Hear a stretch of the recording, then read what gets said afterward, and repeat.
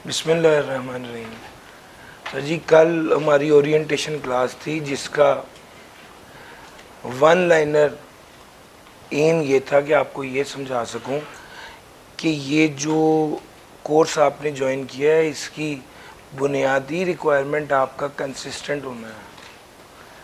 आप लोग regularly class में आएँ, क्लास को अटेंटिवली ज्वाइन करें, क्लास के बाद जो क्लास से रिलेटेड काम है उसको करें, जो टेस्ट दिए जाएं उसको रेगुलर बेसिस पर दें। अगर आप ये सारी चीज़ें पूरी करेंगे तो इंशाल्लाह पास होने के बहुत करीब पहुंच जाएंगे। उसके बाद एक लास्ट मंथ की एफ़र्ट होती है जिसमें आपको फुल पेपर अटेम्प्ट करना होता है, और इंशाल्लाह वो जब आप पेपर अटेम्प्ट करेंगे, भाई इधर आगे आ जाएं, इधर आगे फुल पेपर अटेम्प्ट करेंगे तो बस इंशाल्लाह ये एक मिनिमम रिक्वायरमेंट और एक एजम्पशन है एक टीचर की कि अगर एक बच्चा इस तरीके से इस पैटर्न पे चलता है तो फिर उसके पास होने का जो है ना चांसेस बहुत ब्राइट है। ले सर,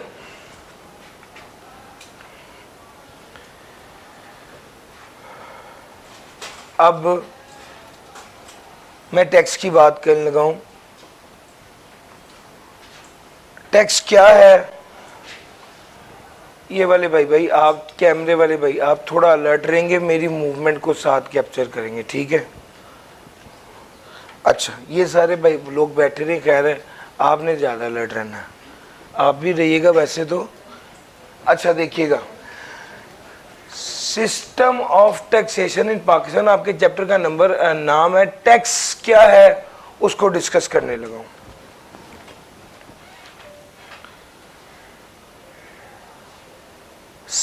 होता ये है, मैं इसकी एग्जांपल पिच करने लगा हूं, एग्जांपल समझेंगे उसके बाद टैक्स की बात करूंगा।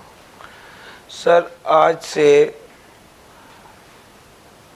15 साल पहले मेरे अब्बू और हम 5 भाई इकट्ठे रह रहे हैं, और अब सारे घर के एक्सपेंसेस मेरे अब्बू ही बेयर करते हैं।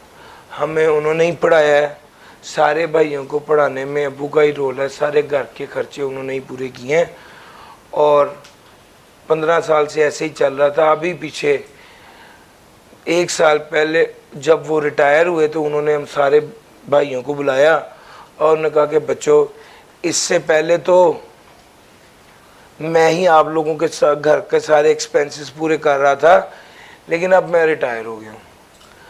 अब घर के खर्चे जो हैं ना वो पूरे करने हैं, और वो उसके लिए मैं ये चाहता हूँ कि आप बेनिफिशरीज हैं, जो घर का सामान मैं लाता हूँ वो आप लोग फ़ायदा उठाते हैं उससे, तो अब आप लोगों को चाहिए कि आप कंट्रीब्यूट करें इस घर के निज़ाम को चलाने के लिए। खैर, उन्होंने बताया और उन्होंने इस तकरीर का नतीजा ये निकला कि हर महीने लाख रुपए पर भाई घर में देता है, तो घर का निज़ाम अब्बू वैसे ही चला रहे हैं जैसे हमेशा से चलता था। इस सारे सिनेरियो में घर के निज़ाम को चलाने के लिए जो कंट्रीब्यूशन मैं कर रहा हूं अब्बू को, ताकि वो घर को बेहतर तरीके से चला सकें, वो एक अमाउंट है जो उस घर को बेहतर चलाने के लिए की जा रही है। बिल्कुल इसी पेज पर ये पाकिस्तान हमारा घर है, हम पाकिस्तान में रहने वाले लोग हैं। पाकिस्तान की हुकूमत को इस मुल्क के खर्चे पूरे करने के लिए, पाकिस्तान की हुकूमत को इस मुल्क के खर्चे पूरे करने के लिए, पाकिस्तान की हुकूमत को इस मुल्क के खर्चे पूरे करने के लिए पैसों की ज़रूरत है। वो पैसे कहाँ से आएंगे? वो पैसे जो हैं वो सबसे पहले तो पाकिस्तान के पास जो रिसोर्सेज है उनको इस्तेमाल किया जाए। जो पाकिस्तान के पास रिसोर्सेज हैं, पाकिस्तान के पास जो पाकिस्तान के पास जो ज़खायर हैं उनको यूटिलाइज किया जाए। अगर फिर भी पैसे नहीं होते, अगर फिर भी पैसे नहीं होते तो फिर अगला स्टेप है कि पाकिस्तान के रहने वाले लोगों से कहा जाए कि आप लोग कंट्रीब्यूट करें ताकि मुल्क का निज़ाम बेहतर तरीके से चले। ये कंट्रीब्यूशन जो अवाम कर रही है पाकिस्तानी गवर्नमेंट को कि मुल्क का निज़ाम बेहतर तरीके से चलाया जा सके, इसको टैक्स कहते हैं। सर जी मेरी बेस समझ आई है? असल में टैक्स वो पैसा है जो पाकिस्तानी अवाम हुकूमत को दे रहे हैं ताकि मुल्क को बेहतर तरीके से चलाया जा सके। ठीक हो गया सर? ये दिस इज टैक्सेशन। जी भाई बात सुनिए। अब अली अकबर, अली अकबर इसको बुलाइएगा भाई को। एक दो स्टूडेंट्स कह रहे हैं, अच्छा एक को यहाँ पे बिठाएं, एक को यहाँ पे बिठाएं, लेकिन जल्दी करें, हमारे पास टाइम नहीं है।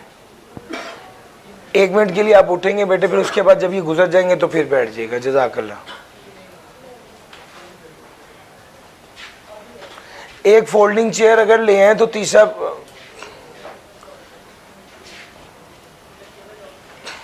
एक फोल्डिंग चेयर, ये यहाँ पर एक सीट है और एक फोल्डिंग चेयर मंगवा लें।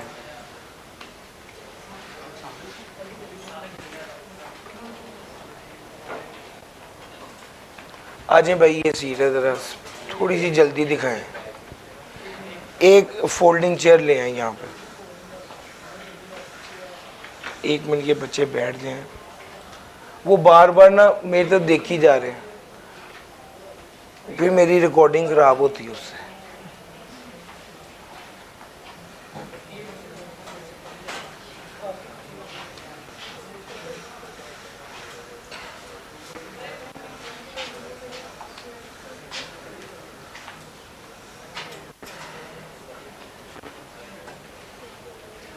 सब इखलाकी फासला ही है।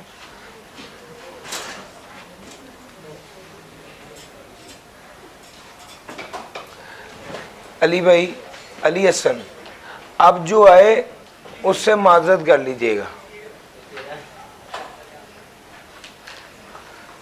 एक फायदा ये होगा कि अब वो दरवाज़ा फिर इसका मतलब है बंद ही रहेगा।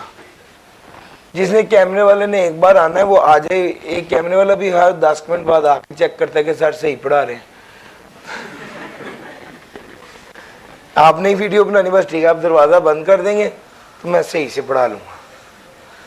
बाकियों को फिर आजमाए कह दें। कोई ऐसा बच्चा है जिसको नोट्स नहीं मिले, ये नोट्स आगे पास कर दीजिए। अब आप भी चले जाएं, 2 नोट्स आगे पास कर दो ना। 2 है, चल ये आगे नोट्स लो जनाब, बहुत अच्छा हो गया। शुरू कीजिएगा दोबारा। ये सब ऑन ही था पहले। जी हम क्या बात कर रहे थे? अच्छा जनाब, ये सर वो जुमला मैं दोहरा रहा हूं जो सबसे अहम जुमला है, वो कंट्रीब्यूशन जो अवाम दे रही है हुकूमत को ताकि मुल्क को बेहतर तरीके से चलाया जा सके, इसको क्या कहा जाता है? इसको टैक्स कहते हैं। ये क्रक्स है। जो जितनी स्टोरी मैंने आपको सुनाई वो यही थी। वो जितना हम अपने वालिद को दे रहे थे, वो घर का निज़ाम चला रहे थे। सर अब एक सवाल पैदा होता, वो सवाल ये है, वो सवाल ये है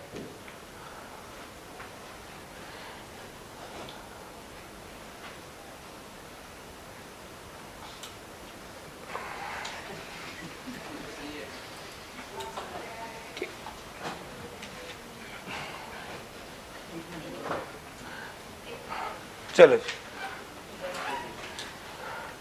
वो सवाल ये है, ये सवाल है यार बाहर किसी बंदे को खड़ा होना चाहिए ना जो स्टूडेंट्स को रोक दे। चाहिए यार बस बात खत्म करें। अच्छा अब सवाल था, सवाल मुझे याद आ गया, वो सवाल की तरफ चलते हैं। यार वो सवाल ये है कि सर जी सऊदी अरब में तो टैक्स नहीं है, उनका मुल्क नहीं चल रहा। आप कह रहे मुल्क को चलाने के लिए पैसा चाहिए, पैसा टैक्स से आएगा। भाईजान उनका अब्बा बड़ा तगड़ा है, उनके पास रिसोर्सेज बहुत है। इतने लोग उम्रा करने हज करने आते हैं, उसके बाद वीजा फी आती है, उसके अलावा उनके पास ऑयल है। ये इतने रिसोर्सफुल मुल्क है कि वो उन्हीं रिसोर्सेज से ही अपनी हुकूमत जो है वो उन रिसोर्सेज को यूटिलाइज करके खर्चे कर लेती है और टैक्स अवाम पे लगाने की जरूरत नहीं पड़ती। दूसरे नंबर, सर ऐसा भी तो हो सकता है कि मुल्क के टोटल खर्चे हों 100 रुपए के, मुल्क के टोटल खर्चे हैं 100 रुपए के, रिसोर्सेज है मुल्क के पास 5 रुपए के, मुल्क टैक्स का पैसा इकट्ठा करता है 15 रुपए, अभी भी 80 रुपए कम है। ऐसा ही है ना? अब क्या होगा? अब IMF आएगा। अब आपको समझ आइए, आज से पहले जो IMF आया वो आया क्यों? मुल्क के सर असल में एक बात समझिए, अगर मेरे पास पैसे नहीं है, या मैं आपको ऐसे कहता हूं कि मेरे अब्बू ने सारा सिस्टम किया, उनके अपने पास 5 रुपए थे, उन्होंने सब बच्चों को बुलाया, उन्होंने 15 रुपए दिए, घर का खर्चा 100 रुपए है, तो बच्चों को भूखा तो नहीं रखेंगे, किसी से कर्जा पकड़ के घर का निजाम चलाएंगे? यस और नो? सेम यही होता है। ये जो IMF आता है और ये सारे सीन होते हैं, सर आपके मुल्क में आप सारी बातें छोड़ दें, आप सिर्फ एक लम्हे के लिए ये सोचे कि आपके पास पेट्रोल जो पाकिस्तान इंपोर्ट करता है उसके लिए पैसे नहीं है, तो पाकिस्तान पेट्रोल इंपोर्ट नहीं कर सकेगा। जब इंपोर्ट नहीं करेगा तो पेट्रोल पाकिस्तान में नहीं आएगा, जब वो पाकिस्तान में नहीं आएगा तो जो बिजली बन रही है ज़्यादातर पेट्रोल से बन रही है, और अगर बिजली गई गेम ओवर। सजी मेरी बात समझ आ रही है? ये वो जो मुल्क दिवालिया हो जाएगा तो क्या होगा, और ये प्रॉब्लम्स, ये बहुत सीरियस इशू है। हम जनरली उस चीज़ पर उस तरह बात नहीं करते, और जितना क्लास में टैक्स पढ़ाते पढ़ाते बात हो रही है वो बात कर दी। असल चीज़ ये है, अगर रिसोर्सफुल मुल्क है तो उसको क्या जरूरत है वहाँ पे बोझ डालने की, और अगर रिसोर्सेज इतने कम है कि टैक्स के पैसे मिला के भी काम पूरा नहीं हो रहा, तो फिर IMF के बाद जाके कर्जा लेके मुल्क को चलाना बनता है। सजी मेरी बात समझ आ रही है? ये असल स्टोरी है और ये टैक्स है। तो भाई टैक्स के बारे में जो मेजर डिस्कशन थी मैंने सारी की। एक डिस्कशन और है, वो मैं पहले एक बार डेफिनेशन पढ़ाऊं फिर कराता हूं। Sir it is the process, ये वो प्रोसेस है जिसके ज़रिए गवर्नमेंट अपनी लॉ मेकिंग बॉडी के ज़रिए, लॉ मेकिंग बॉडी है टैक्स के वजह से FBR, federal board of revenue, FBR federal board of revenue, law making body के ज़रिए रेवेन्यू रेज कर। सर जी एक मेरी बात समझिए, ये हमारे लिए टैक्स एक खर्चा है, हमारे लिए टैक्स एक खर्चा है, लेकिन हुकूमत के लिए क्या है? मेरी बात समझ आ रही? तो हुकूमत ने उस टैक्स के इदारे को जो लॉ को इम्प्लीमेंट करता है, और लॉ मेकिंग बॉडी और लॉ कानून साजी करते हैं और कानून को इम्प्लीमेंट करते हैं, उसको लॉ मेकिंग इदारे को, इसका पाकिस्तान में जो ये इदारा है इसका नाम है FBR। सर जी इसका नाम है FBR, federal board of revenue. Sir ji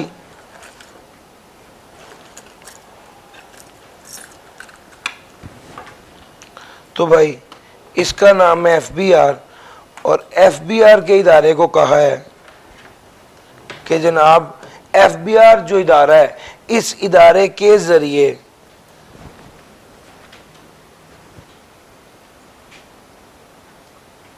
law making body क्या हुआ? Federal board of revenue FBR।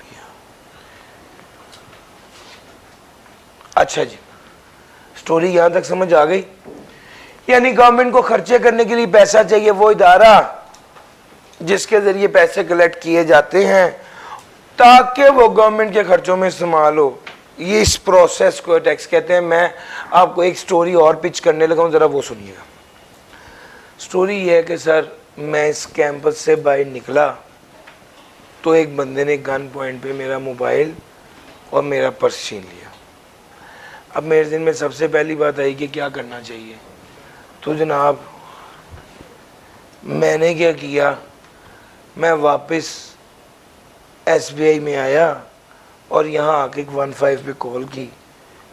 बाहर पुलिस की गाड़ी और पुलिस के 2 अफसर आ गए। उन्होंने पूछा जनाब क्या मसला हुआ है। मैंने उन्हें सारी बात बताई कि ये प्रॉब्लम इस तरह हुई है। उन्होंने वो सारा नोट किया और वो चले गए। मेरा आपसे एक सवाल है, उन्होंने इन्वेस्टिगेट भी किया, कुछ अरसे बाद मोबाइल भी रिकवर हो गया और वो पर्स भी रिकवर हो गया। सवाल आपसे ये है, जो वो 2 अफसर आए थे वो तनख्वाह लेते हैं या नहीं? मुझसे तो उन्होंने कोई पैसे नहीं लिए। वो जो गाड़ी आई थी उसमें फ्यूल लगा था, ये उनकी तनख्वाहें और फ्यूल कौन दे रहा है? गवर्नमेंट दे रही है। गवर्नमेंट के पास पैसा कहां से आ रहा है? अगर पाकिस्तान के रिसोर्सेज पूरे नहीं हैं तो टैक्स के पैसे से, यानी टैक्स के पैसों से। मैं जो टैक्स के पैसे दे रहा हूं उसके केस मुझे ये सर्विस मिल रही है। या मेरी बात समझ आई है? ये जो मुख्तलिफ टॉक शोज में, या इसको ऐसे कहूँ कि ये जो क्या वो एंकर इकरारुल हसन जो है वो सरकारी इदारे में जाके गए, टेबल पे जोर जोर से हाथ मार के कहते कि तुम सर जो तनख्वाह लेते हो वो मेरे टैक्स के पैसे से लेते हो। कहता है ना सर, वो ठीक कहता है, वो ठीक कहता है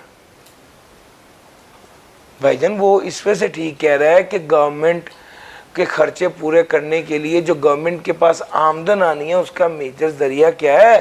टैक्स का पैसा। तो भाई ये स्टोरी थी।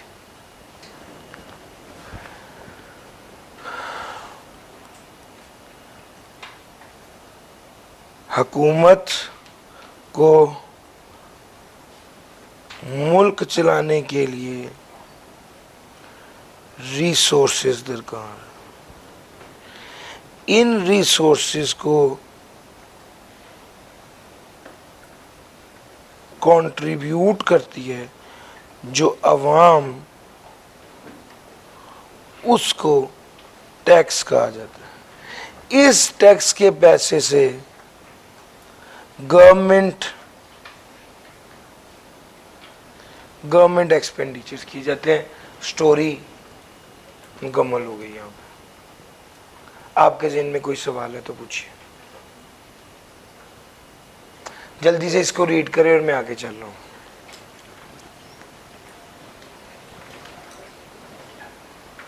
चलते चलें।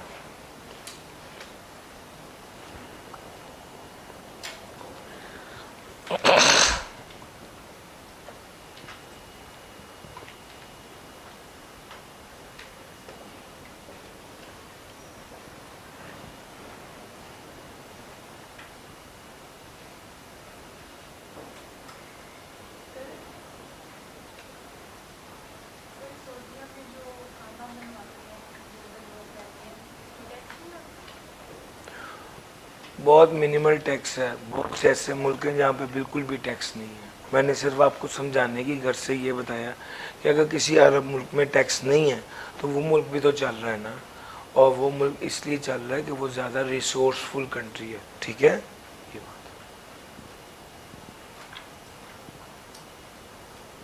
कोई सवाल और पूछना चाहें?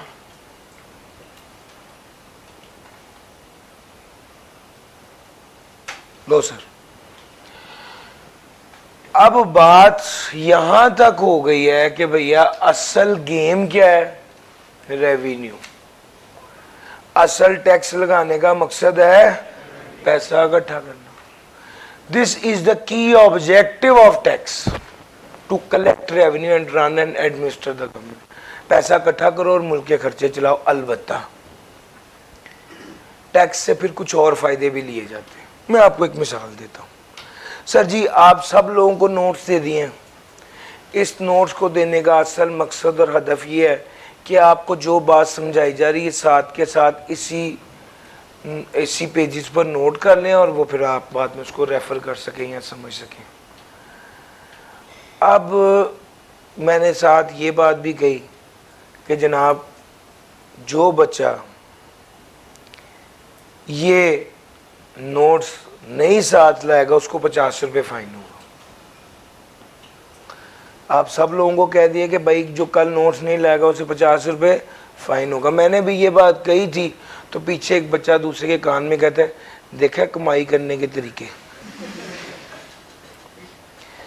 आप मुझे ये बताएं कि ये जो 50 रुपये का फ़ाइन इम्पोज किया जा रहा है क्या इसका मकसद पैसे कमाना है? इसका मकसद इस चीज़ को इंश्योर करना है कि आप लोग नोट्स लेकर आए। ऐसा है या नहीं है? बिल्कुल। अब आपको मैंने बेस बना दी, अब मैं आपको काम की बात बताने लूँ। मुल्क की हालात ख़राब है, गवर्नमेंट कह रही है गैर ज़रूरी इंपोर्ट्स ना कीजिए।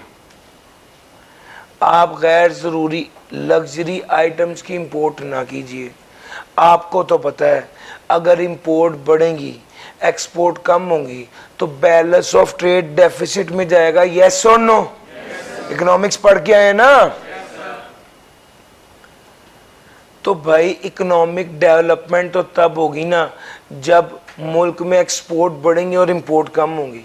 अब मुल्क में क्या कहा जा रहा है? गैर ज़रूरी इंपोर्ट ना की जाए। अब एक मियाँ साहब हैं वो कहते हैं नहीं, वाइट चीता मेरा दिल चाहता है मैंने घर रखना है, अफ्रीका से इंपोर्ट होगा कोई बात नहीं, 4 करोड़ रुपए का क्या फ़र्क पड़ता है। टैक्स वाले कह रहे हैं कि आप गैर ज़रूरी इंपोर्ट ना करें और वो साहब कह रहे हैं कि मैंने तो वाइट चीता ही इंपोर्ट करना। तो टैक्स वालों ने क्या किया? उन्हें कहा कि भाई जो बंदा भी लग्जरी आइटम इंपोर्ट करेगा उस पर 200% टैक्स पड़ेगा, यानी 4 करोड़ रुपए का चीता और ऊपर 8 करोड़ रुपए उसके ऊपर टैक्स। ठीक है? ये टैक्स जो लागू किया गया है इसका मकसद टैक्स इकट्ठा करना, आवाम को डिस्करेज करना है कि आप ये वाली अननेसेसरी इंपोर्ट ना करें। तो बाज़ोकात आप जो टैक्स इंप्लीमेंट कर रहे हैं आप टैक्स को टूल के तौर पे इंप्लीमेंट कर रहे हैं ताकि आप टैक्स को टूल के तौर पे इस्तेमाल कर रहे हैं ताकि पॉलिसीज को इंप्लीमेंट किया जा सके। सर जी मेरी बात पिक कर रहे हैं? मैं जो ये पॉलिसी दे रहा हूं कि आप अपनी अननेसेसरी इंपोर्ट्स को कम करें, इस चीज को इंश्योर करने के लिए मैं क्या कर रहा हूं? टैक्स बढ़ा रहा हूं। सर जी मेरी बात समझ आ रही? तो टैक्स का मेजर काम क्या है? रन और एडमिनिस्टर करना, और टैक्स को टूल के तौर पे इस्तेमाल किया जाता है पॉलिसीज को इम्प्लीमेंट कराने के लिए। जो काम करवाना है वहां पे टैक्स कम कर देंगे, जिस काम से रोकना है वहां पे टैक्स बढ़ा देंगे। अब होगा क्या? 4 करोड़ रुपए का वो जानवर है, ऊपर 8 करोड़ रुपया टैक्स उस बंदे से वसूल कर लिया है और ये 8 करोड़ रुपए का टैक्स हम ऑरेंज ट्रेन पर लगा देंगे। सर जी मेरी बात समझ आ रही है? फेयर डिस्ट्रीब्यूशन ऑफ वेल्थ, अमीर से पैसा वसूल करके गरीब पर पैसा, अमीर से पैसा वसूल करके अवाम पे पैसा लगा देंगे। This is fair distribution of wealth. तो भैया जब ऑब्जेक्टिव ऑफ टैक्सेशन की बात हो, सबसे पहला रेवेन्यू, दूसरे नंबर पे पॉलिसीज को इम्प्लीमेंट करवाना, तीसरे नंबर पे फेयर डिस्ट्रीब्यूशन ऑफ वेल्थ, ये तीनों बातें हो गई। अब थोड़ी मैं बात करने लगा हूँ प्योरली नॉन रेवेन्यू ऑब्जेक्टिव्स की। नॉन रेवेन्यू ऑब्जेक्टिव्स यानी वो ऑब्जेक्टिव्स जिनका ताल्लुक रेवेन्यू से बिल्कुल भी नहीं है। जिसका ताल्लुक रेवेन्यू से नहीं है, भाई इसकी मर्जी है खुद ही आ जाता है। जिसका ताल्लुक रेवेन्यू से नहीं है। अब देखना sir ji, taxation is utilized to carry out the national objective of social and economic development. Sir social कहते हैं मुआशरती, अमीर आदमी पे ज्यादा टैक्स लगाना, गरीब आदमी पे कम टैक्स लगाना, यही होता है ना सोसाइटी। आप सोसाइटी में इंप्रूवमेंट, सोसाइटी की डेवलपमेंट कैसे होती है? अमीर आदमी से पैसे वसूल करके गरीब आदमी पे खर्च कर दिए, सोशल डेवलपमेंट होगी। सर जी मेरी बात पिक कर रहे हैं, ये है सोशल डेवलपमेंट। आप टैक्स को टूल के तौर पे इस्तेमाल कर रहे हैं, टैक्स को हरबे के तौर पे इस्तेमाल कर रहे हैं। अमीर आदमी पे ज्यादा टैक्स लगा रहे हैं ताकि वो पैसे दे और उसे खर्च कर रहे हैं। अमीर आदमी पे ज्यादा टैक्स लगा रहे हैं ताकि उससे पैसे इकट्ठे हों और उस पैसे को इस्तेमाल गरीब आदमी के लिए कर रहे हैं। सर जी मेरी बात समझ आ रही है? Social development. अब आ गई economic development. Unnecessary luxury items की इंपोर्ट को, अननेसेसरी और लग्जरी आइटम की इंपोर्ट को डिस्करेज करना, उस पे टैक्स ज्यादा लगा के, और एक्सपोर्ट्स को एनकरेज करना, उस पे टैक्स माफ करके। सर जी मेरी बात पिक कर रहे हैं? ये टैक्स को एज ए टूल इस्तेमाल करें इकोनॉमिक डेवलपमेंट के लिए। तो जहां पर सोशल डेवलपमेंट थी, अमीर आदमी से टैक्स वसूल करके गरीब पर खर्च किया। जहां पर इकोनॉमिक डेवलपमेंट थी, वहां पर इंपोर्ट्स को डिस्करेज किया और एक्सपोर्ट को इनकरेज किया। सर जी ये हमारी सोशल और इकोनॉमिक डेवलपमेंट की बात हो गई। अगला पॉइंट, सर जी जब कोविड आया ना, तो टेक्सटाइल मिल्स वालों ने हाथ खड़े कर दिए, हम अपनी सारी मिलें बंद करने लगे हैं, हमारी मिल चल नहीं रही, हमें बहुत नुकसान हो रहा। उस मौके पे गवर्नमेंट का क्या रोल बनता है? वो ये कहे कि ठीक है आपकी फैक्ट्री बंद हो रही है, अल्लाह ताला आपके लिए आसानी करे।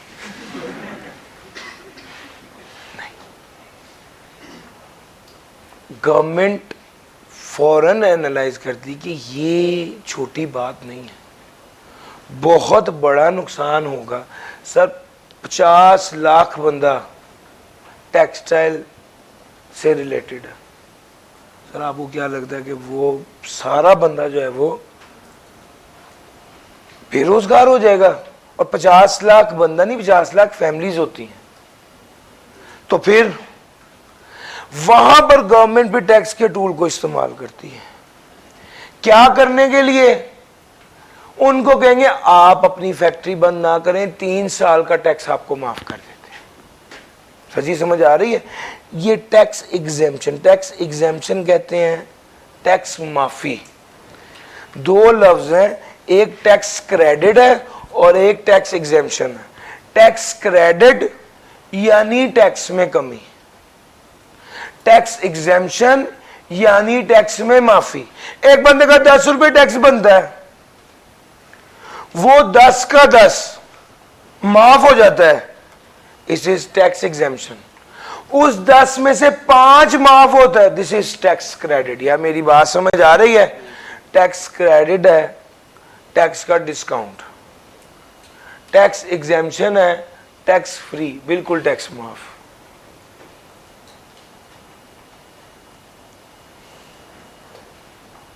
लगता है कि प्रॉब्लम और आ रही है कहीं पर। जी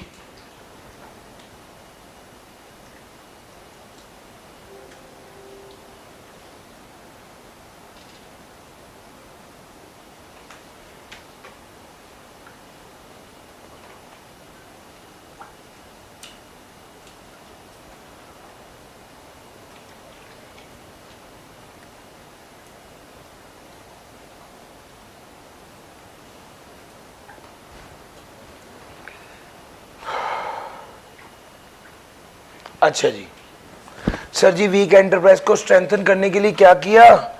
वीक एंटरप्राइज को स्ट्रेंथन करने के लिए टैक्स क्रेडिट टैक्स एग्जेम्पशन दे दी या कोई और कंडीशन या कोई इंसेंटिव दे दिए जिससे वो इदारा दोबारा अपने पांव पर खड़ा हो सके। अगली बात, सर जी एक बात समझिएगा, ये मार्कर है पियानो कंपनी का, ये मार्कर पाकिस्तान में 50 रुपए का मिलता है। एक बंदा ये वाला मार्कर उठाया और चाइना ले गया, चाइना में जाके कहता है मुझे ये मार्कर चाहिए, कितने का मिलेगा? चाइना वालों ने कहा हम आपको 30 रुपए का दे देंगे। अब 30 रुपए का जब उसने देखा मिल रहा है तो उसने कहा चलो ठीक है मुझे 2 कंटेनर बना दो। उसने 1 करोड़ मार्कर लेके पाकिस्तान आ गया। अब वो ये वाला मार्कर 35 का बेच रहा है, तो हुकूमत को क्या करना चाहिए? हुकूमत को कहना चाहिए ना ठीक है भाई 50 का पियानो का मिलता था, 35 का चाइना का मिल रहा है, बेहतरीन है, अवाम के 15 रुपये बच रहे हैं, ये सोचना चाहिए। तो पियानो फैक्ट्री में जो 10,000 बंदा जॉब करता है उसका क्या होगा? फैक्ट्री बंद हो जाएगी सर। सर गवर्नमेंट इस केस में क्या करेगी, इस इंपोर्ट 30 रुपए की इंपोर्ट पे 30 रुपए का टैक्स लगा देगी। समझ आ रही है? अब उस बंदे के लिए इसमें कोई इंसेंटिव नहीं रहा, कोई फायदा तो नहीं रहा, वो बंदा क्यों इंपोर्ट करेगा? अल्टीमेटली ये होता है। सर जी एक बात समझिए, हम लोगों को ग्रोथ, हम लोगों ने अपने पाकिस्तान का सोचना, सिर्फ कॉस्ट बेनिफिट एनालिसिस नहीं होता। हमारे पाकिस्तान में हमारी बेहतरी कैसे हो सकती है? अगर फॉरेन कंपेटिटर जो है वो आपको सस्ती चीज बेच रहा है तो आप अपनी फैक्ट्री बंद कर दोगे? नहीं, आप उस पर इंपोर्ट टैक्सेस लगाओगे ताकि अपनी लोकल इंडस्ट्री को क्या कर सको। सर जी मेरी बात समझ आ रही है? ये हमारा तीसरा पॉइंट है।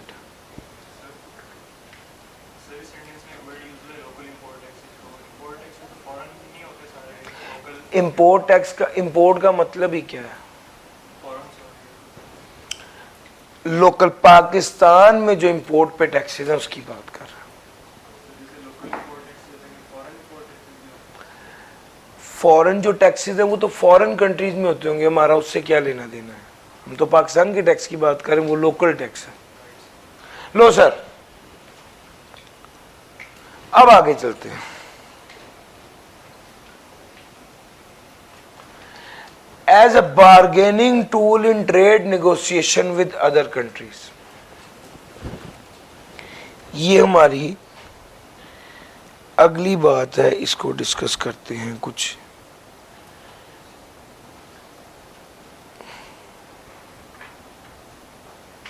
फॉर एग्जाम्पल अमेरिका की आर्मी को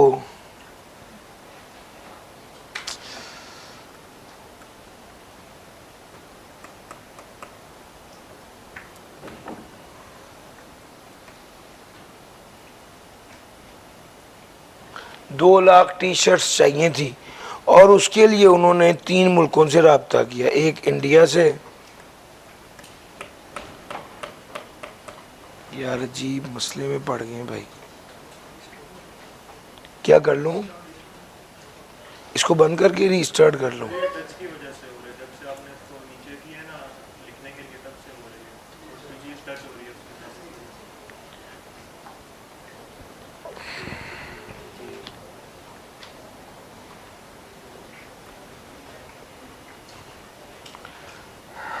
भाई ने मशवरा ठीक दिया, बस आप पहले किधर थे यार?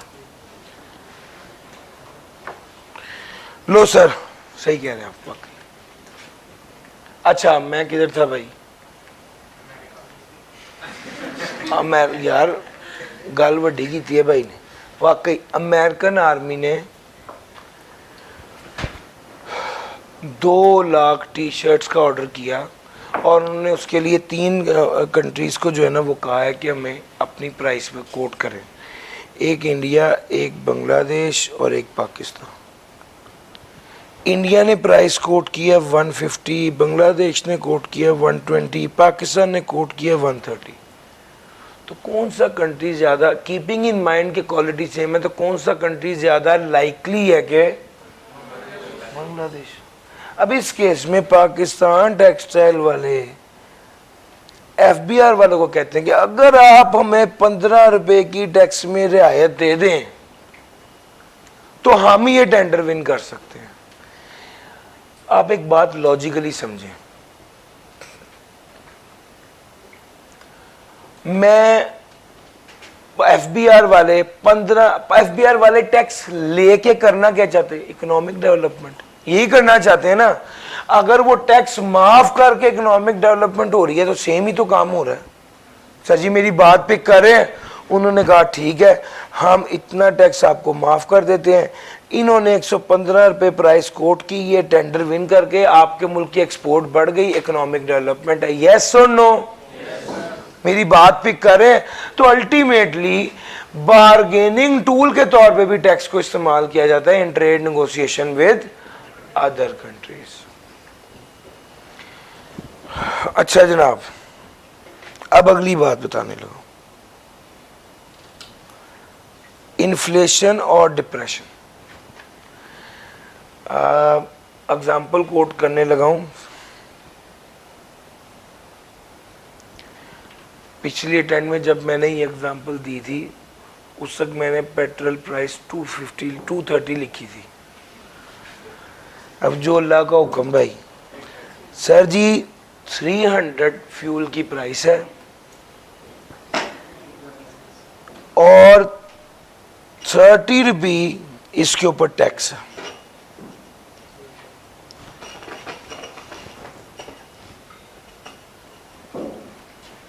₹30 इसके ऊपर टैक्स। मार्केट में फ्यूल कितने का मिल रहा है? मार्केट में फ्यूल लेट से 330 का मिल रहा है। मैं चीजों को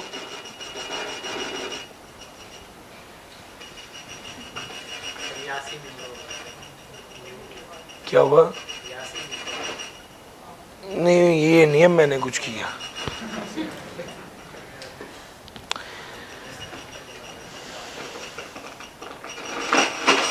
इसका माइक चल रहा है असल में और बुलाएगा किसी टेक्निकल सपोर्ट को।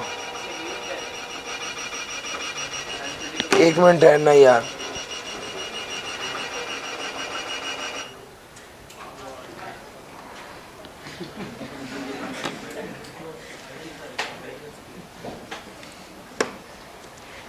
अच्छा जनाब, पेट्रोल प्राइस 300, टैक्स लग रहा है 30 का, मार्केट में पेट्रोल मिल रहा है 330 का। इंटरनेशनल मार्केट में पेट्रोल प्राइस बढ़ के हो जाती है 320।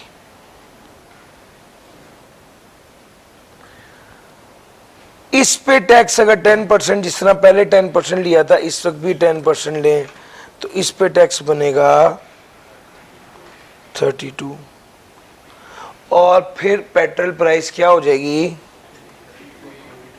352। अगर गवर्नमेंट चाहती है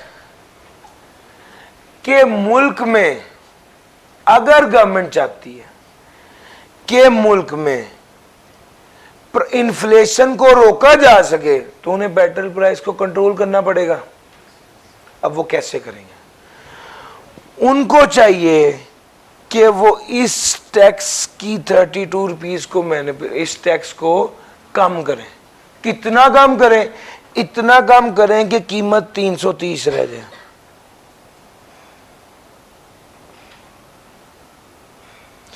अल्टीमेटली 320 रुपए तो प्राइस है, टैक्स 30 रुपए की बजाय कितना कर दें 10। यार मेरी बात पे किया आपने। आप देख रहे हो टैक्स किस तरह इन्फ्लेशन को काउंटर कर रहा है, इन्फ्लेशन को काउंटर कर रहा है। सर जी मेरी बात समझ रहे हैं? ये counter the effect of inflation और डिप्रेशन है। डिप्रेशन में वाइस वर्सा होता है, प्राइसेस कम हो रही होती हैं तो वहां पर मिनिमम टैक्स लागू किया जाता है। अल्टीमेट टारगेट हमारा क्या होता है? Price stability. यहां पे टैक्स कम हो रहा है, डिप्रेशन के केस में टैक्स ज्यादा किया जाता है ताकि प्राइस क्या रहे? स्टेबल रहे। नॉन रेवेन्यू ऑब्जेक्टिव्स में ये 5 बातें आपको बताइए, जल्दी से एक बार रीड कर लें फिर मैं आगे चलूंगा।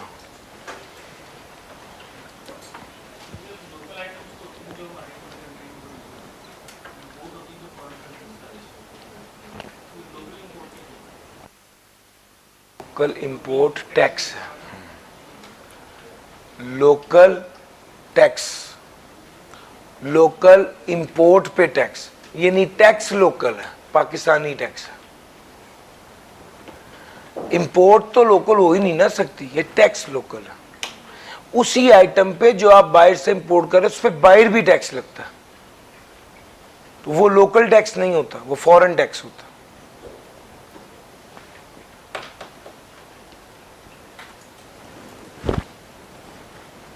जल्दी से एक बार रीड कर लें भाई।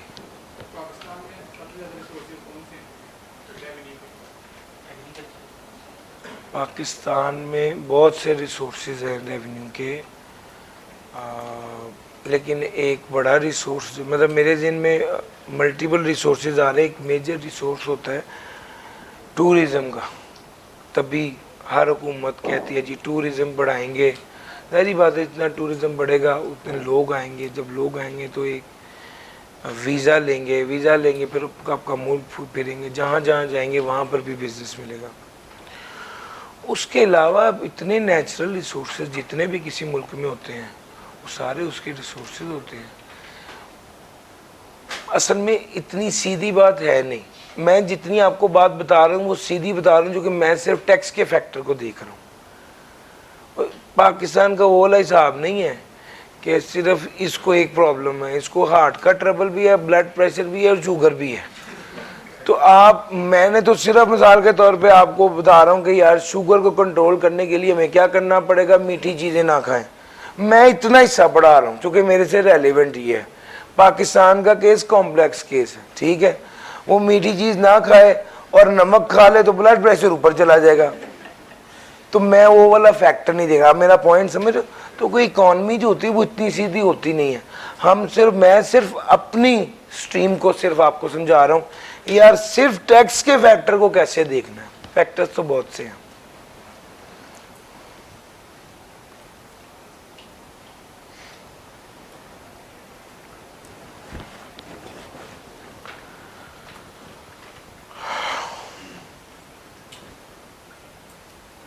चलो आगे भाई।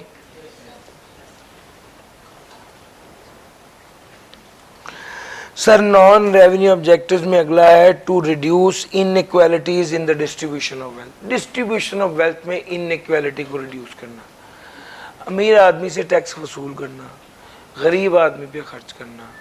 अमीर आदमी से टैक्स ले रहे हैं आप और वो गवर्नमेंट ले रही है, गवर्नमेंट उससे टैक्स लेकर, मिसाल के तौर पे आप एक बात सुने, आप शाम के वक्त एक प्राइवेटली एक डॉक्टर को चेक कराते हैं जो 5,000 रुपये लेता है चेक करने की, वही डॉक्टर सुबह के वक्त किसी सरकारी हॉस्पिटल में बैठ के मरीजों को चेक कर रहा होता है।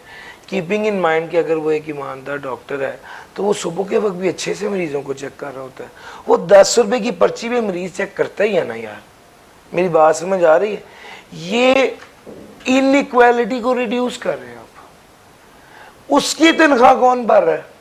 गवर्नमेंट बढ़े, गवर्नमेंट के पास पैसा कहां से आ रहा है? टैक्स। तो गवर्नमेंट टैक्स के पैसे से उस डॉक्टर को फ्री ऑफ कॉस्ट मरीजों को चेक करने को कह रही है गवर्नमेंट, जबकि असल में उसकी कीमत बहुत ज़्यादा है या उसकी चार्जेस बहुत ज़्यादा है प्राइवेटली देखने की। सर जी समझ आ रही है? इसी तरह ही गवर्नमेंट जो है वो आपकी ऑरेंज ट्रेन्स और ये सरकारी स्कूलों में ये सारी फैसिलिटीज़ हैं।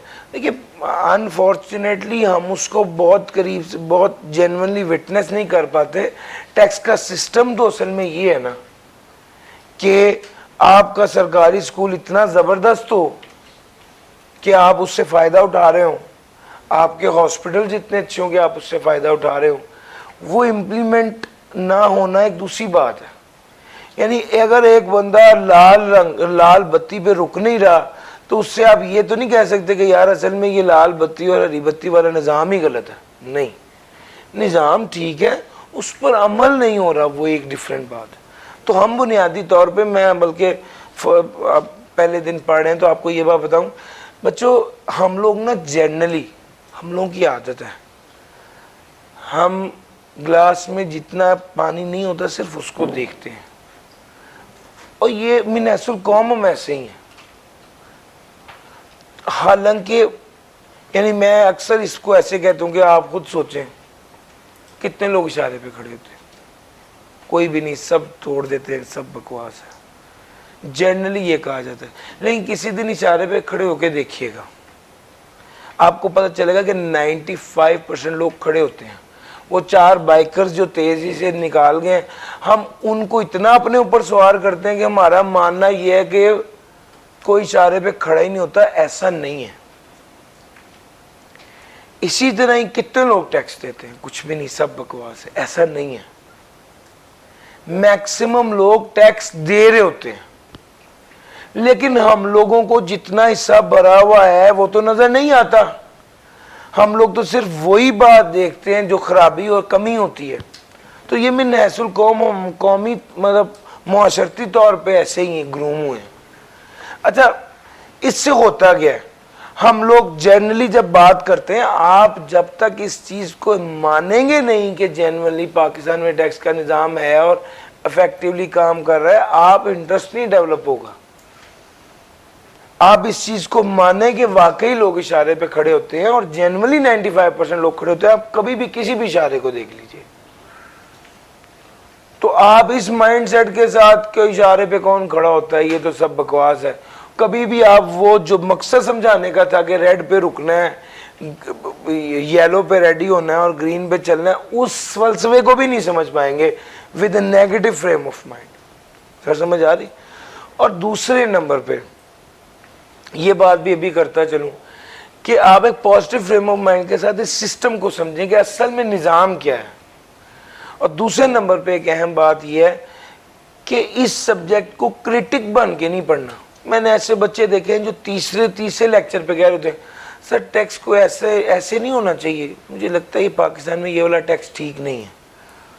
मुझे हंसी आती कि यार इसको टैक्स के निज़ाम को हम इंटरप्रेट करना सीख रहे हैं, समझना सीख रहे हैं, समझ रहे हैं, इंटरप्रेट कर रहे हैं, उसके मतलब और उस लॉ में जो उसके मफाहिम है उसको समझ रहे हैं, उसको इम्प्लीमेंट कैसे करना है इसको देख रहे हैं। तो हमारा मकसद कतन ये नहीं है कि हम FBI वालों को अब समझाने चले जाएं 6 लेक्चर पढ़ने के बाद कि नहीं। तो हमारे जनरली लोगों में ये सलाहियत बहुत ज़्यादा पाई जाती है कि वो आप इस फ्रेम ऑफ माइंड के साथ इस सब्जेक्ट को पढ़ें।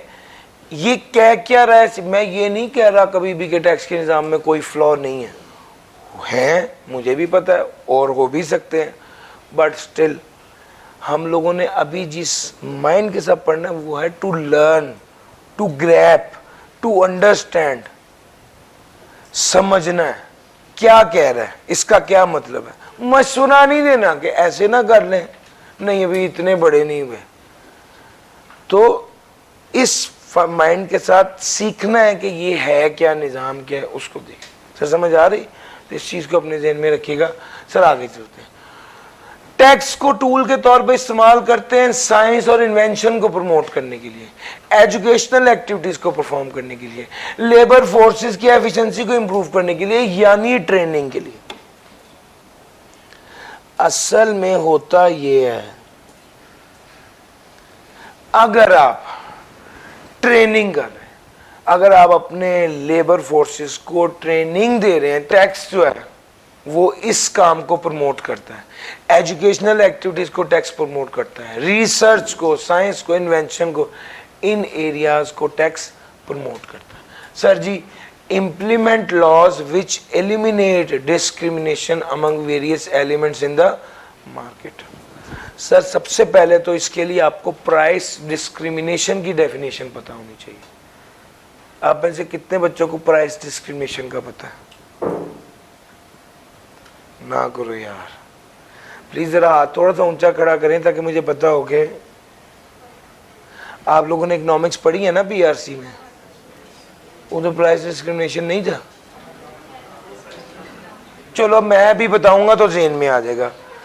एक होता है कि जी मैंने जिंदगी में ये लफ्ज ही पहली बार सुना है, वो कितने बच्चे हैं जिन्होंने जिंदगी में ये लफ्ज ही पहली बार सुना? ठीक है भाई, आगे आ जाइए।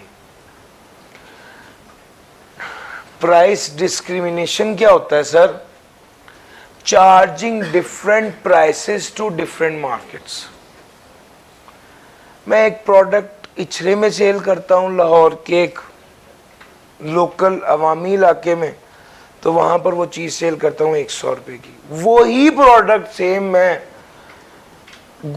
गुलबर्ग में सेल करता हूं तो वो मैं करता हूं 250 रुपए की।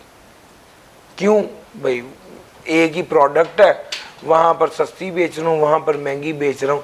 सेम प्रोडक्ट डिफरेंट प्राइस पर बेचना, क्या कहते हैं, डिफरेंट मार्केट्स में डिफरेंट प्राइस पर बेचना, दिस इज प्राइस डिस्क्रिमिनेशन।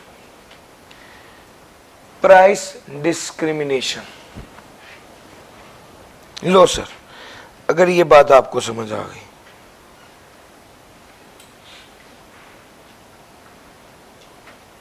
थोड़ा सा आगे चलेंगे। लाहौर में एक प्रोडक्ट है,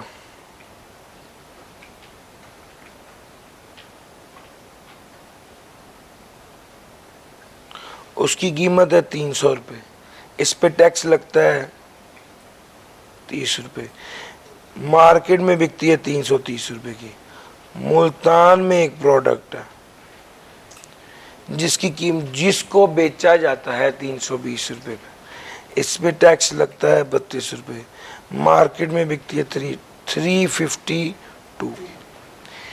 ये एक ही प्रोडक्ट दो अलग-अलग मार्केट्स में दो अलग-अलग कीमत पे बिकती हैं, इसको कहते हैं प्राइस डिस्क्रिमिनेशन।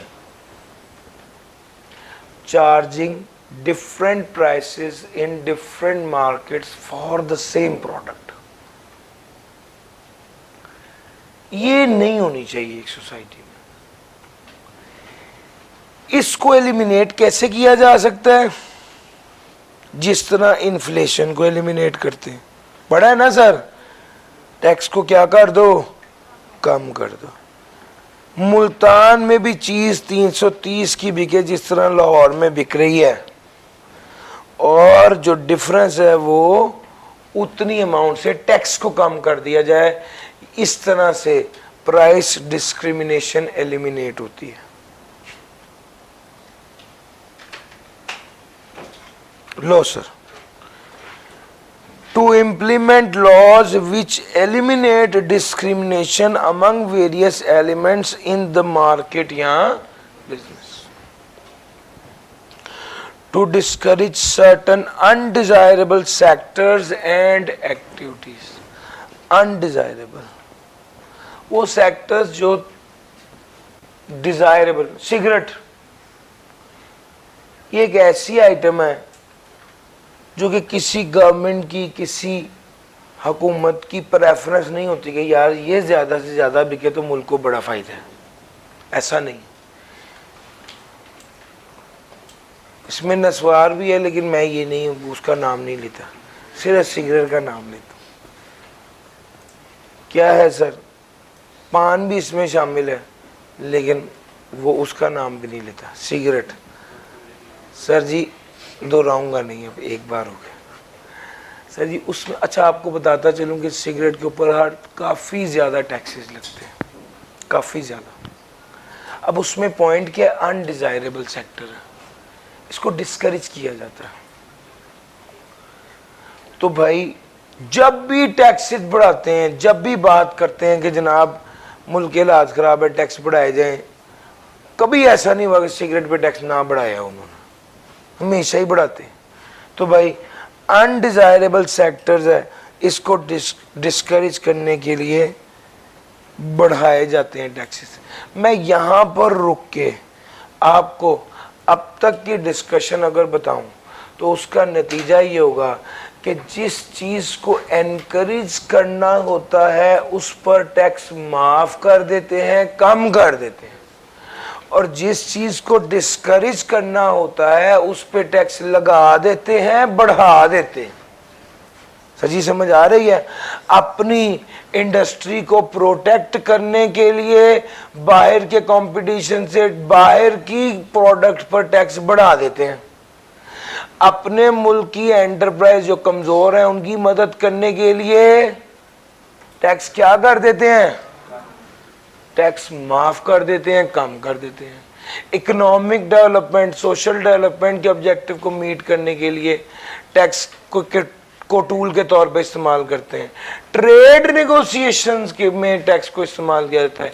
इन्फ्लेशन के केस में इन्फ्लेशन के इफेक्ट को काउंटर करने के लिए, सर डिस्ट्रीब्यूशन ऑफ वेल्थ के लिए, फिर science, research, invention, educational activities, labour force की एफिशिएंसी के लिए, फिर प्राइस डिस्क्रिमिनेशन को एलिमिनेट करने के लिए, और अनडिज़ायरेबल सेक्टर्स या अनडिज़ायरेबल एक्टिविटीज़ के लिए। इन सारे एरियाज़ के हवाले से टैक्स को जो है ना वो टैक्स को टूल के तौर पे इस्तेमाल करते हैं, ताकि असल में ये सारे केसेस में ख़ास तौर पे जो नॉन रेवेन्यू है, यहाँ पे इसका मकसद पैसे कमाना तो होता नहीं है।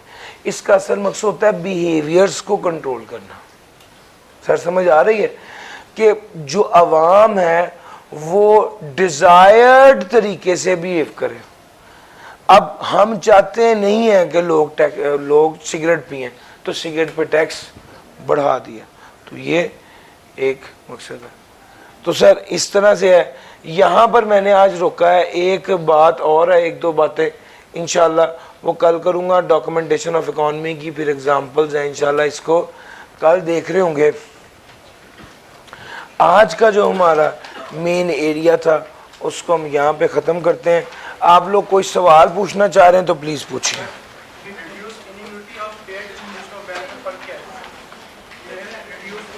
फेयर डिस्ट्रीब्यूशन ऑफ वेल्थ को अचीव करना या इनइक्वालिटी को रिड्यूस करना एक ही बात है।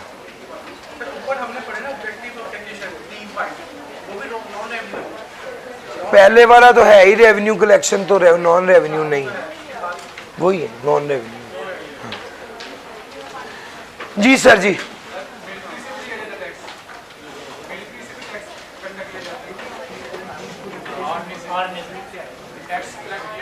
अच्छा, टैक्स क्या कहते हैं, उनसे भी लिया जाता है, लिया जाता है, ऐसा नहीं कि नहीं लिया। ले सर, और कोई सवाल? नहीं सर, आज के लिए इतना ही था, थैंक यू जी। ताकि उनकी एफिशिएंसी बेहतर हो। तो